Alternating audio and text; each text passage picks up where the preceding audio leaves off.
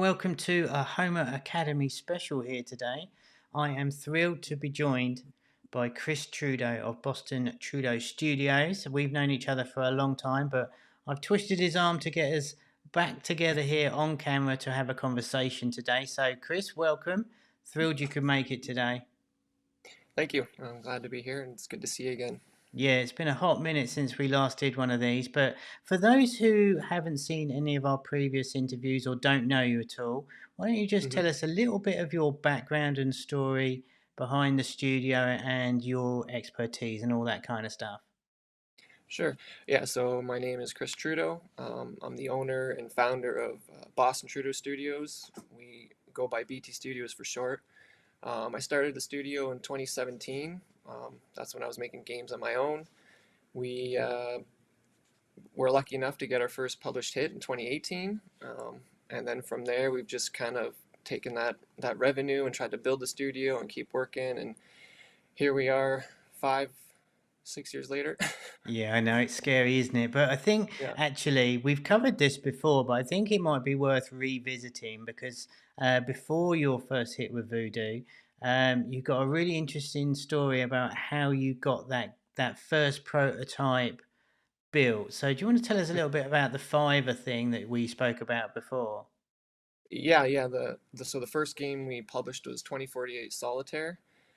It is now called 2048 Zen Cards if you're looking for it in the store. That was with Voodoo. But that game was, yeah, we hired a freelancer. The game itself was built in like 10 or 12 hours. And then from there, we just playing with that little prototype, that little toy. We knew we had something special. So we pitched that to the publisher, and they were very happy to test it. And then a few weeks later, we had some pretty good results, and the game got published later in 2018. Yeah, amazing. And yeah, I love it because you went onto Fiverr and hired someone to build that first prototype for you. Now, I'm not so Yeah. sure how that would roll these days, but I thought that was really good because you yourself at the time weren't exactly a whiz in Unity. Is that fair to say? No, I was actually using BuildBox back then. Right. So, the SDKs the publishers use don't really jive too well with BuildBox. So, Sure, sure. So yeah, I think that's really good. I think it's a really good endorsement of just like, okay, well, I don't know. Let's try and find someone who does. And you just mhm. took action and look where it landed you. And I think that's incredible. So obviously, from that first hit, you've now got two hits published with us. hmm We'll go into those in just a bit, but I'm interested now from when you first started. How does the team look? Tell us a little bit about what the setup you have there with the studio and how that's grown over time. Yeah, so the first game was myself doing all the art and the design. We had two freelance publishers working part-time on that first prototype. And then after the game was officially launched and a successful hit, we invested in two full-time developers. So we did try to grow the studio. The plan was obviously to make more prototypes, faster prototypes, just to get more testing and more games out there. Obviously, the challenges with that is you're spending more revenue. It's a lot more to manage and keep track of. So we did that for about 6 to 8 months, and then I think after that we kind of just cut it back down to myself and just a full-time developer again, and that's what we've been doing for the last couple of years. It's a little more manageable, and we can still generate one or two prototypes a month pretty quick. So Nice. So, did you find that you enjoyed the management side of things, or was that did the extra staff get you to a place where you weren't as happy as you were before, even though obviously your output was lower? yeah, yeah, for sure it did. I prefer working on the games, building the games, designing. I'm teaching myself 3D modeling and that kind of stuff, so I enjoy that hands-on work. But yeah, when you have more people, you are kind of more managing, and there's a lot of levers you're trying to push and pull, and it's pretty tricky sometimes. So I didn't enjoy the management as much for sure. No, I can relate to that completely, and I think why I wanted to labour that point a little bit because it's okay. It's okay if Mhm. you don't want to build a massive studio and you like getting hands on and that. I think that's really great to keep it nice and tight and get a really streamlined environment and to be most of all happy in what you're doing and enjoy it. I think typically shows in the products that people produce when they're really, they love what they do and lean into their own skills as much as possible. Hmm. Did the COVID bug have any impact on you at all? Um, no, we still actually we had a physical studio when that happened, but we were kind of downsizing at the time, so we just went remote, and that's how our first published game was hit. Everyone was remote, so it didn't affect us too much. We were able to keep working and keep keep going. Yeah, that's cool. I mean, that's one good thing about this industry is that Yeah. we're almost always set up for the apocalypse to start with the remote nature of the work we all do. So we're kind of shielded from that a little bit. But from your studio, so you had a local bricks and mortar studio where you were. Did you Mhm. that was a hired out office space or something? Yeah, yeah, it was just one of those shared office spaces where you just get a little room and there's tons of other companies there. Um, it was a fun experience. Like I said, the challenges of managing more people and all that came with that. Um, maybe one day if things pick up again, I could hire someone to kind of help do that stuff. But like I Yeah. said, that management stuff isn't really for me. Yeah, got it. But I think that's a good way of doing it, and I think it's at least worth trying this side of things to see if it works for you or not. And who Mhm. knows if it had worked, you might have a team of 20 by now. But it's I think it's really brave of you to do that, and I think it's even braver to say actually, this isn't really the way I wanted things to pan out, and cut it back that way. I think that's really cool. So I guess Thank you. now. And thanks for all that. I guess what I'd really want to sort of dive into is a little bit more the nitty gritty of things because obviously you've got three big games under your belt. You've got the one with Voodoo, which is Zen cards, and Hmm. you have Boost Jump and Monster Evolution with us. How do you come up with the new ideas? Now, again, I know we've spoken about this before, but I'd love to revisit this now, X amount of years later or whatever, because things do change. And I Yeah. kind of want to pick your brain on coming up with new ideas and more so, how do you factor that in time wise when you're looking at an idea? If you want to get that particular, say, one a month, how do you get your new ideas and how do you decide on which one to go for? Okay. Yeah. Um, well, the new ideas they're kind of always flowing with me. My wife can attest to that. I'm always daydreaming at dinner. Uh-oh. um, Yeah. I don't set aside time to come up with new ideas. I just kind of have a Trello board where I just throw them all in. They start out as one or two sentences, and then when I revisit them, I kind of pick out what I think would be the top ideas to discuss and take to our PM at Homa. Um, and then from there, we have a conversation with him and we kind of hash out the better ideas. Sometimes I'll come up with mock ups, creative mock ups, just with some art and level design, very basic stuff, just to give an overall picture.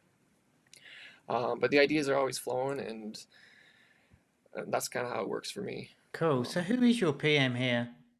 Augustin. Augustine, what is up? So big shout out to Augustine. What a Yep. cool dude. So when you come up with your ideas and you said what I thought was good there, you said you mentioned sometimes that you attach some images or some reference files when you're sort of pitching that idea. Um, Hmm. do you think that's helpful when you open that discussion to have a point of reference? Yeah, I think it's helpful for the conversation. It's also helpful for me too because sometimes an idea in a couple sentences isn't very clear. But I'll even mock up some 3D scenes in Unity, and I'll just put it in stand-in models and just kind of frame how the game will look, and then it helps me see how it looks too. So I find it Yeah, really useful. I think that's great, and I think what I wanted to focus in on that was doing that because I think personally I think that's a really smart idea and really helps the conversation along. Because sometimes when you write things down and even when you're talking through things, having a point of reference is a really easy way for both parties to understand the concept more. Now, Mhm. when you speak to the PM, how are you going with a single idea, or do you go, "Here's our three ideas. What do you think?" Tell us a little bit about that. Yeah, I try to come with a few ideas for sure, just in case some of those ideas have already been tested by Homa, right? Or some of those games might be in the publishing stages somewhere else. And that's what's great about working with a publisher at Homa is they're seeing hundreds of games tested a month or so, right? So they're seeing a lot more than I could ever see, even just looking at the market. So that experience and what they're doing and what everyone else is doing really helps. Yeah, that's cool. I mean, I mean, I'm obviously going to blow our own trumpet here, but the PMs do such an amazing job. It's Yeah. astonishing how talented they all are, and how really easy they can pull back information, going, "Oh yeah, we did this on this and this, and it didn't quite work, so maybe we should do this." And I think that's where there's such a value add for us. But I think what's really cool, obviously, you got Boost Jump with us, and I'll put some links. There'll be some links around this video to so you go and check them out. But I want to talk mainly for Monster Evolution because that was released some time ago now. Mm-hmm. It's done really, really well. But the idea of that came from where exactly? Yeah, so that's actually one of those conversations that we had with our publishing manager, where he pitched that they saw a potential trend in the market, kind of the monster evolution kind of thing, and they just published another game. Can't remember now, but so then I went back to the drawing board and I tried to come up with some ideas around that trend, and the initial concept of monster evolution started that way. Right, got you. So again, that's another good little bit of feedback, isn't it? That this, yes, we like it, but let's try and twist it around a little bit to make it slightly different. Now, the story behind this one is that, as I said, it was released some time ago now, but it sort of Mm-hmm. saw a resurgence, and I thought this was a really interesting point of a game that was published quite a little while ago now, but you're currently working on that again. Tell us a little bit about what's happening with Monster Evolution right now. Yep. Yeah, so we published it in October 2021. And then the fall and the Christmas time, the game did really well. And then it kind of plateaued where it was doing pretty good. And then last summer, we had a pretty good spike where I think Homa tested some new creatives, some new ideas. We were always kind of fixing it up a little bit while testing new prototypes. But I think some of the maintenance we did helped with performance, and they found some creative wins. And then the summer, we had a pretty good month where they told us it was worth to kind of spend a little more time on it and iterate and test some new ideas. And that's what we've been doing for the last couple months, testing some new A/B challenges, new level design. We're testing a bunch of things. Yeah, that's really cool. And what I think is really, and props to our creative team as well, because we're, always going back to see how if there's a different angle to breathe some life back into not necessarily a mega old type, but an older game that could Mm-hmm. just use a bit of remarketing. If we find some wins, it can bring some life back into that, get the longevity of the title even further than what might be first imagined. And what's it like for you as a developer? Because obviously you're going to be working on new ideas, and let's face it, all the new ideas you're normally more excited about. So I'm really Mm-hmm. excited about my new idea. What's it like revisiting the older game? Was that something that you went, oh, okay, cool. I've always wanted to do this and this on it, but or was it, I kind of, I kind of wish I didn't have to do this. How does it feel from your side of things?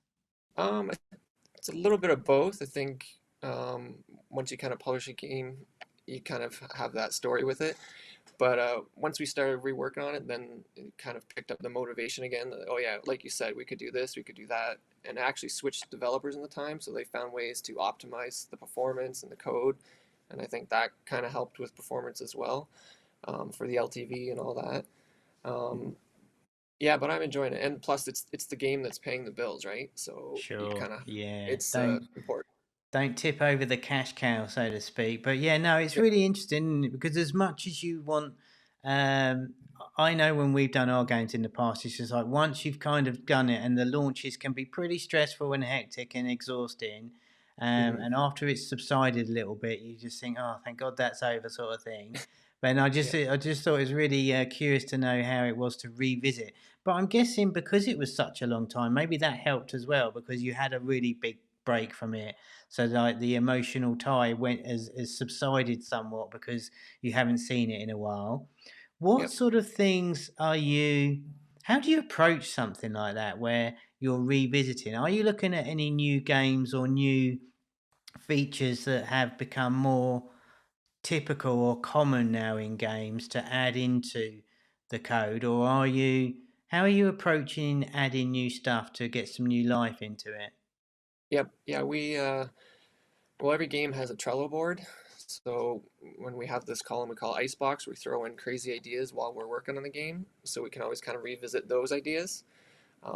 But we did kind of look at the market and look for new end level game ideas to test in our version. Also, the PM that's working on Monster Evolution isn't Augustin, it's Romain. He came with a lot of ideas that him and the creative team had that we should try, that where they saw in the market would be valuable. So that helped too. Cool.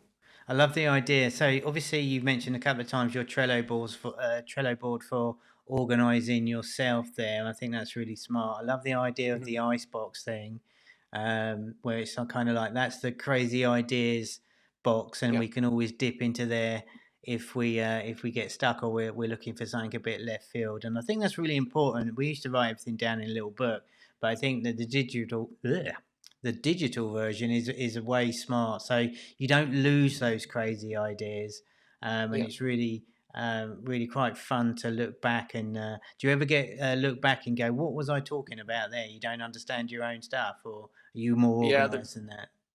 Yeah, there's a few of those where it's just like a few words or a sentence, and you're like, "What was I talking about?" Yeah, Um, sure.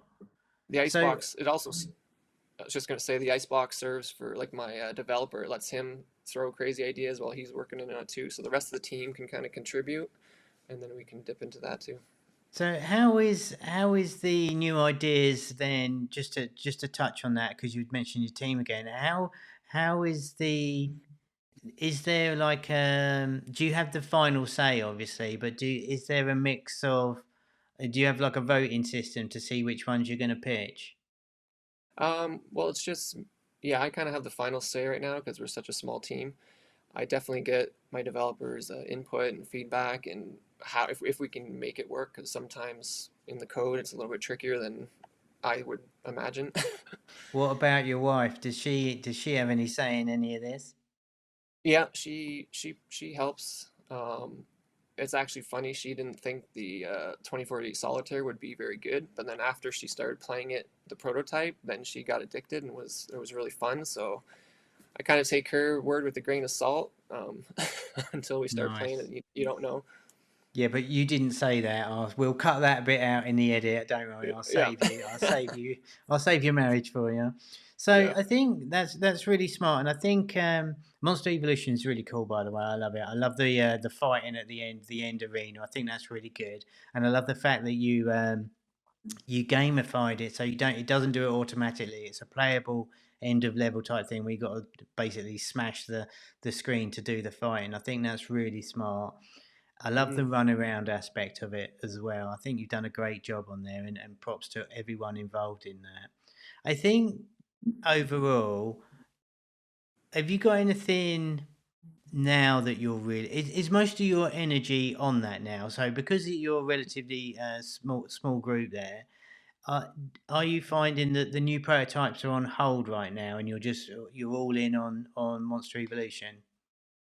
Yeah, the last before Christmas, we were in a month before we were pretty focused on that, kind of fixing the code and optimizing things.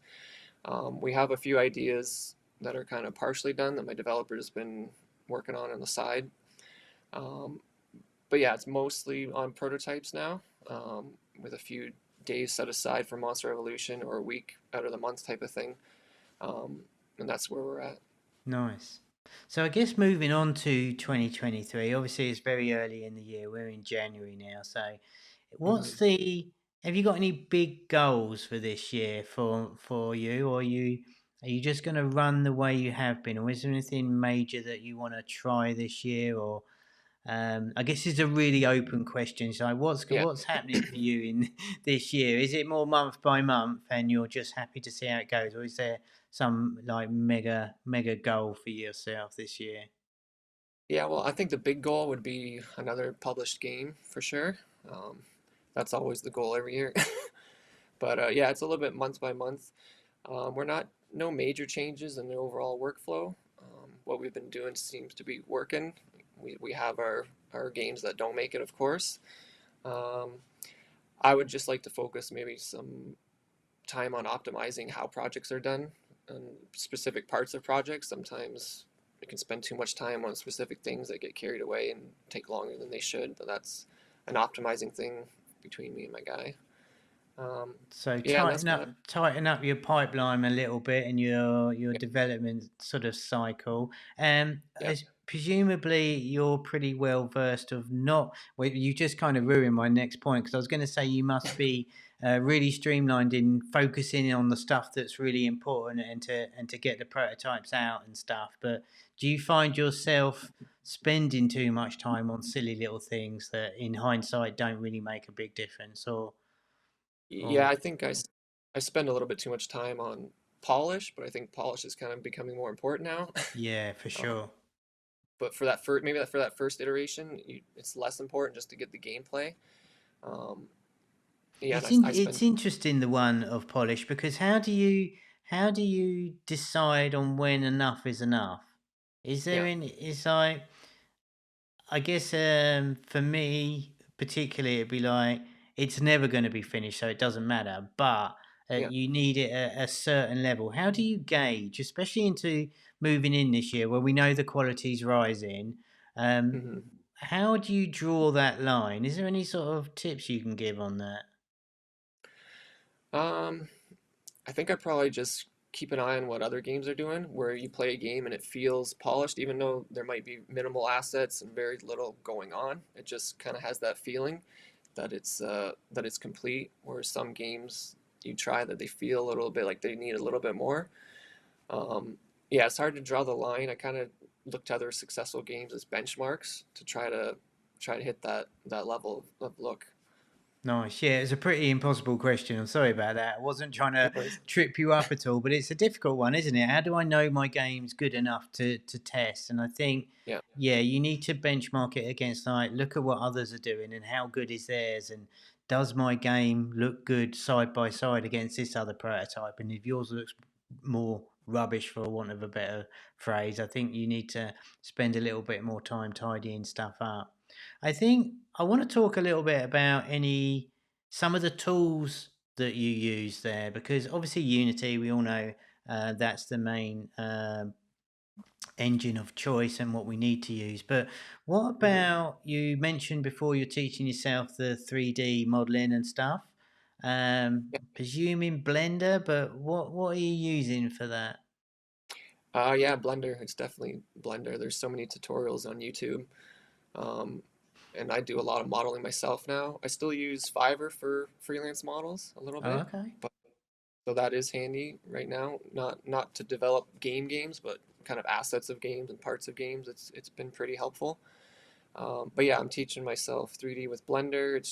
It seems pretty powerful now, and I've got friends that use Maya and say it's kind of getting as good. Right. So it's pretty Yeah, valuable. Blender's come on leaps and bounds, I want to say, in the last 2 years. I remember using Blender and it was so confusing. It made hmm my head explode. It wasn't really.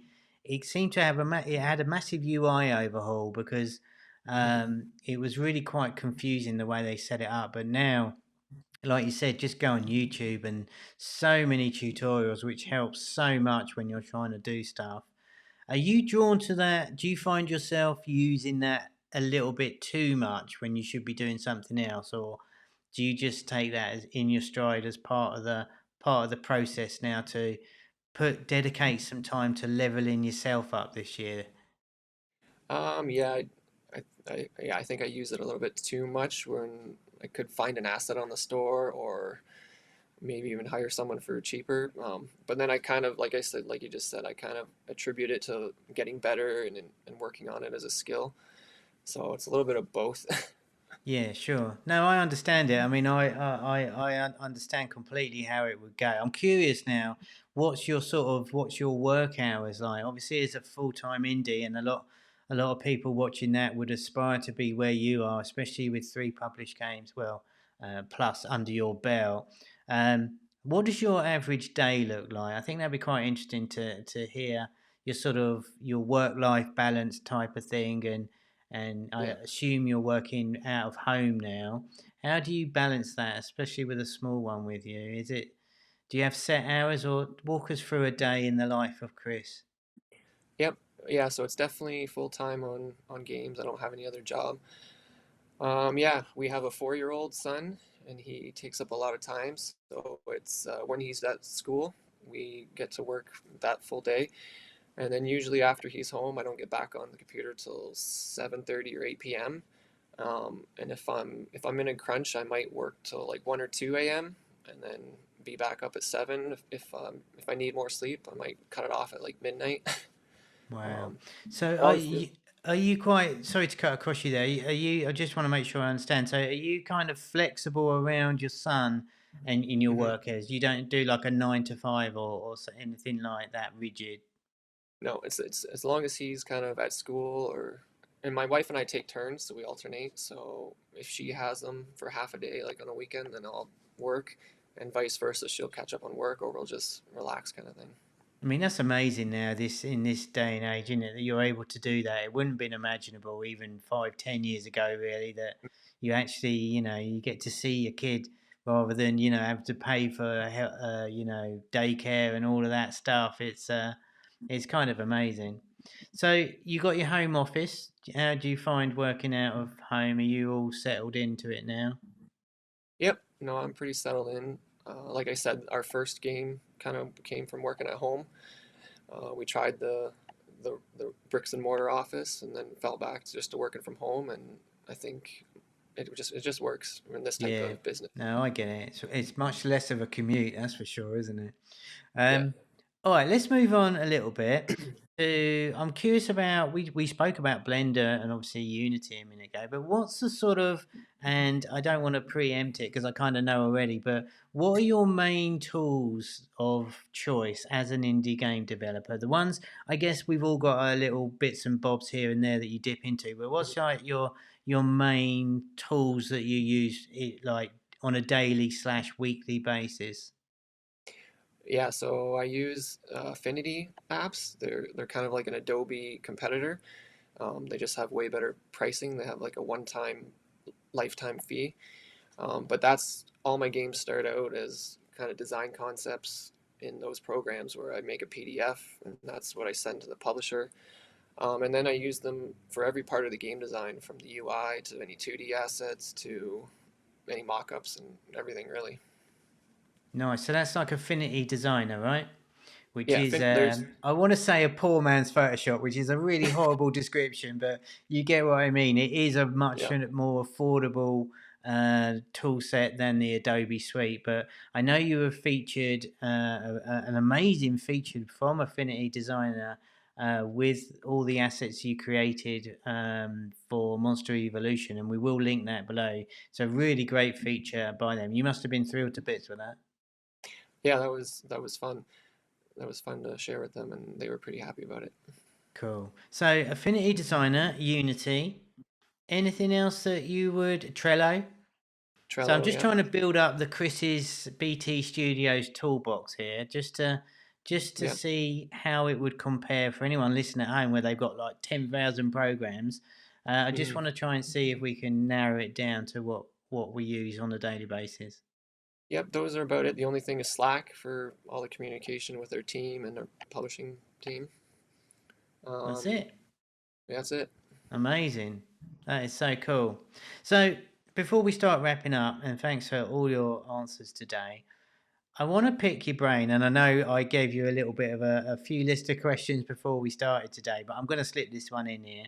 hmm I'm going to just ask you the impossible, horrible question, of what do you think is going to be some of the bigger trends for 2023? Because we are in January, excuse hmm me, and it is only customary to try and get a little bit of insights of someone from you who watches the market pretty closely and really experienced in this field. So, what is there anything that you think might be on the horizon and be kind of the trends of the year for 2023? Hmm. Yeah, that is a good question. Um, I think maybe we might see some more retro themes kind of come back. I don't know if it's more 2D games or pixelated games, but I kind of got a feeling we might see a little bit of resurgence of that, because we've got all kinds of 3D polished games now. So people might be kind of taking a step back and trying to find something a little more 2D, a little more friendly. Yeah, I I mean, don't know. Survivor.io bucked the trend, really, didn't it? Because I mean, there's no Hmm. bigger, probably bigger game of the last quarter last year. I mean, I'm not sure the numbers, but it was a huge success from. Was it was it Habby? I don't know if it was Habby, but I think it anyway, was. the Survivor.io crushed it, and that was literally a 2D brawler, um, Yeah, really, and that. that is bucks the trend of what we'd seen, isn't it? Yeah, and that they even had an Apple feature, I think. Yeah, they Um, was. They're always featured over here on, yeah, like, if you go on to the main page of the App Store. Certainly on iPad, you get that like magazine view, and they're always got their own little box of game of the day or top tips or something. So yeah, I like that. A 2D resurgence, that would be pretty. That's kind of out there. I'm not sure we're going to see it in mass numbers, but I'd like to see no, that. It goes to show, doesn't it, that it's all about how fun the games are, and hmm essentially that core loop, and how much sort of how exciting you can make these things, and if they're super playable, then it doesn't matter if they're 3D yeah, or 2D, really. Anything else you can think of? What types of genres? Anything? Obviously, if you're genres. working or something, I'm not trying to give give the game away and whatnot. No, But what sort of any sort of genres that you think could peak out? I mean, we saw runners, and I think there'll still be three or four big runners this year for my guess. But yeah, anything that you think is underserved right now? yeah. I think there's always going to be room for a good runner. Um, yeah, I don't know if maybe puzzle games could twist some things up, twist up some mechanics, and come back. Um, Super might difficult be. question. I know. I'm really Uh, sorry. I didn't mean to trip you up well, like that. no, that's okay. And the Survivor IO, I think that came from a Steam game, right? Vampire Yeah, Hunters. very much so. Yeah. It was very As close did to that. Among Us as well. You know, it's not too long ago that Among Us was absolutely number one at the top of the App Store for like 6 months or something, which came from an Yeah, unknown Steam game that happened to yeah, get picked up by some YouTuber, and it just exploded. I mean, we had politicians playing that at one point. That went crazy, but it absolutely flunked on Steam when they first launched it. I think it was yeah, out on Steam for like 2.5 years before they released the iOS yeah. version. Um, so yeah, we always like looking at Steam for sort of ideas for games and stuff. Do you think overall Yeah. it's going to get the appetite for bigger, more meta, content-rich games?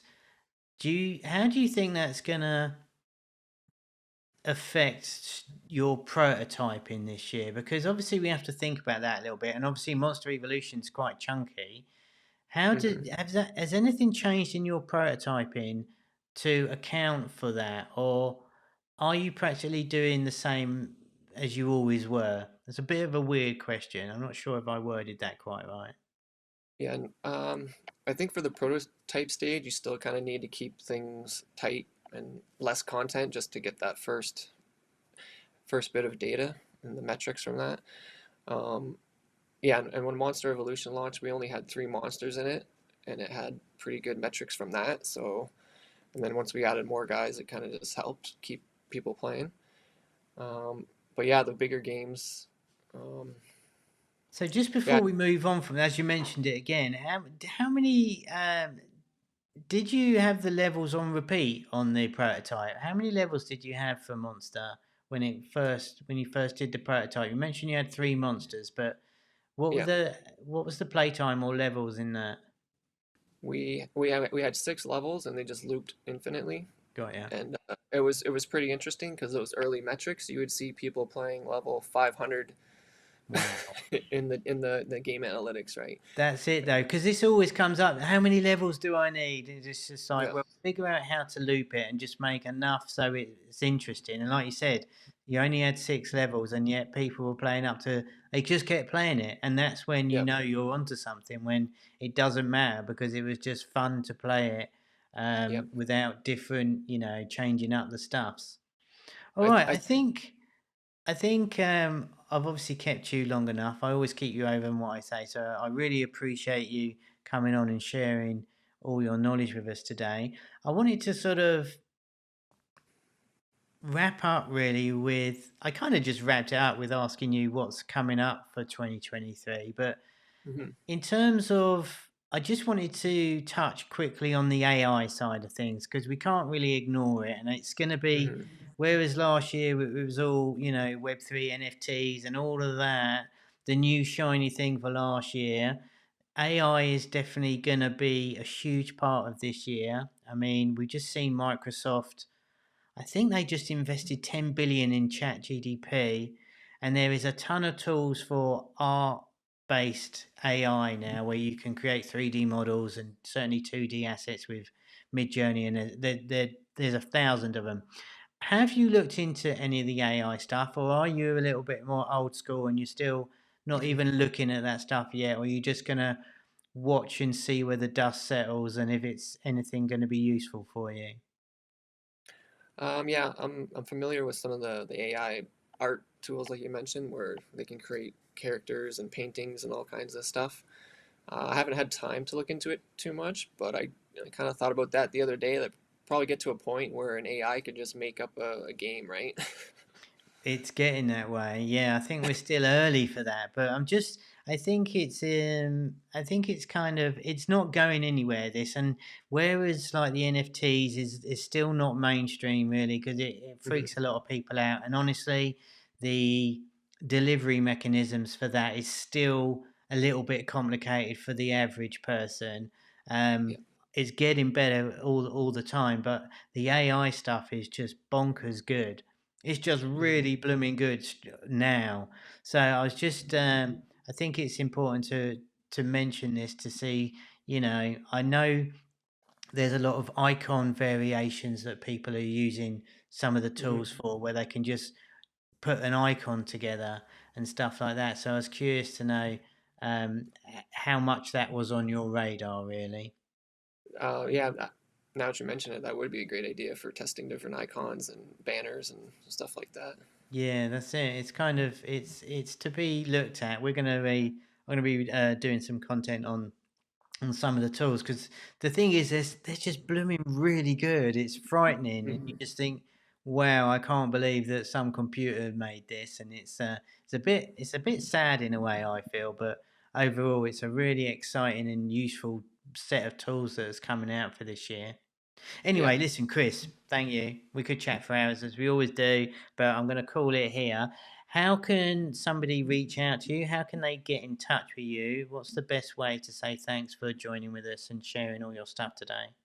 Yep. Yeah, it's just the website btstudios.net, and that has all the links for social. I don't really use social too much, but there's a contact form there if anyone wants to reach out and ask further questions. Perfect. So you're not hooked on LinkedIn or any of the other socials. Are you really good and keep off all that? Yeah, I just find it takes up too much time, and I get frustrated spending time on that instead of working. Total time sink, isn't it? Yeah, I understand. But yeah, well, that's great. Well, thank you so much, Chris. It's really good to catch up again. Great to see you're still crushing it, loving the games. Exciting to see what you come up with over 2023. And yeah, thank you very much for spending your time with me today. And we'll catch up soon. All right, thank you very much. I'm glad to connect, and we'll talk soon. See you later, dude. Bye bye.